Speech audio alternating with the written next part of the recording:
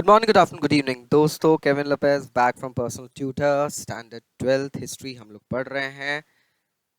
Chapter है Bhakti Sufi traditions.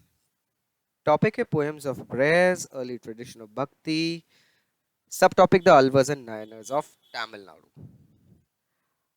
अब जैसे जैसे वक्त बदलता गया, वर्शिप के फॉर्म्स बदलते गए, कई सारे कवि और संत लीडर्स बन के उभरे थे.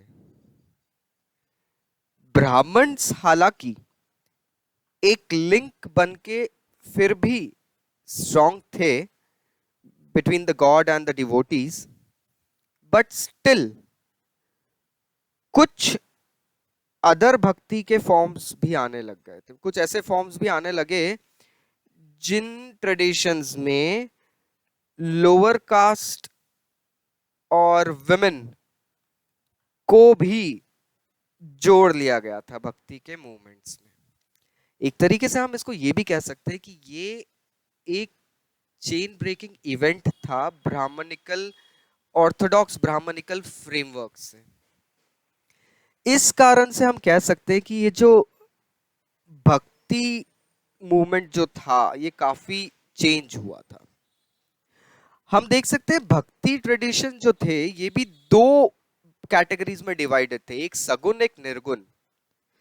सगुन बेसिकली गॉड्स और उनके अवतार्स को, किसी फॉर्म को, लाइक इनकारनेशंस, उन फॉर्म्स को वर्शिप करते थे. जैसे शिव, विष्णु और उनके अवतार वगैरह होते हैं, या देवियों के अवतार होते हैं.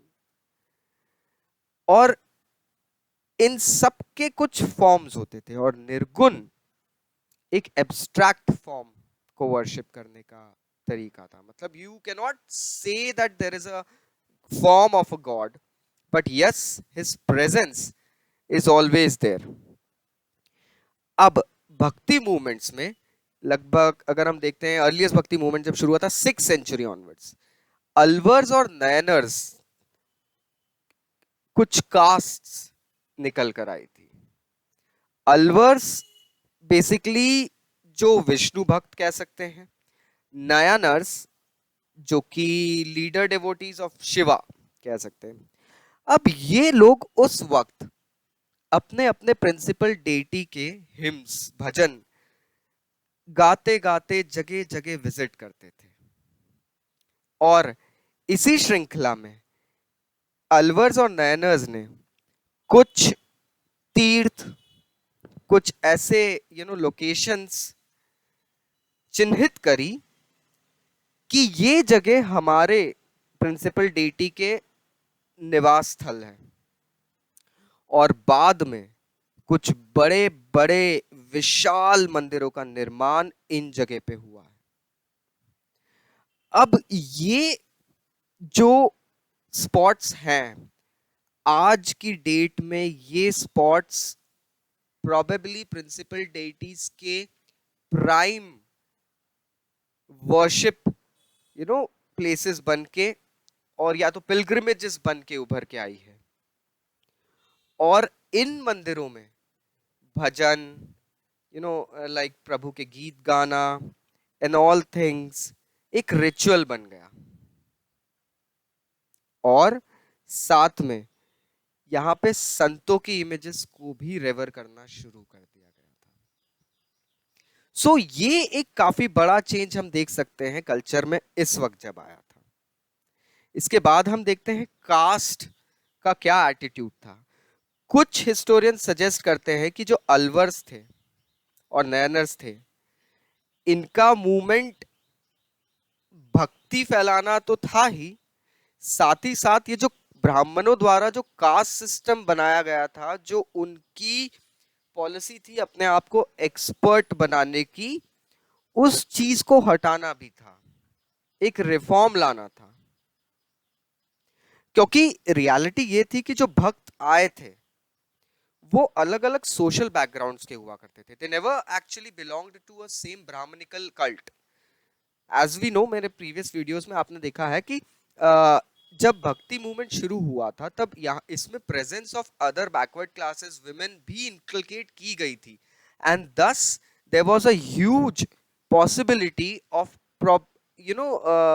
probable uprising within, कि ये ब्राह्मण एक तरीके से टॉप ऑफ द नॉच हैं, इनका एक कास्ट सिस्टम है, तो इन चीजों को हटाना,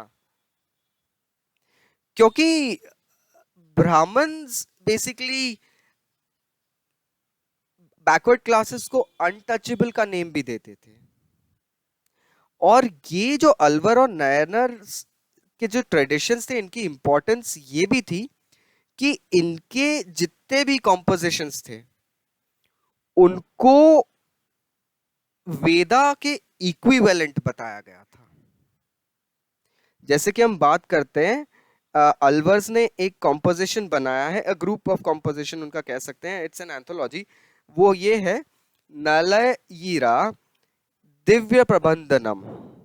ये एक तमिल वेद है। अब इसके अंदर कहते हैं कि इसका टेक्स्ट भी उतना ही इंपॉर्टेंट टेक्स्ट है जितना इंपॉर्टेंट संस्कृत टेक्स्ट वेदों में लिखा गया है, जो कि ब्राह्मण चेरिश करते हैं। अब ये एक बहुत लंबी खींचतान है दोस्तों की नॉर्थ इंडिया और साउथ इंडिया के बीच, हिंदी एंड तमिल एंड संस्कृत के बीच में, जो कि हमें अब समझ में आ रही है कहां से शुरू हुई है। So we can actually see that how deeply this thing had worked up.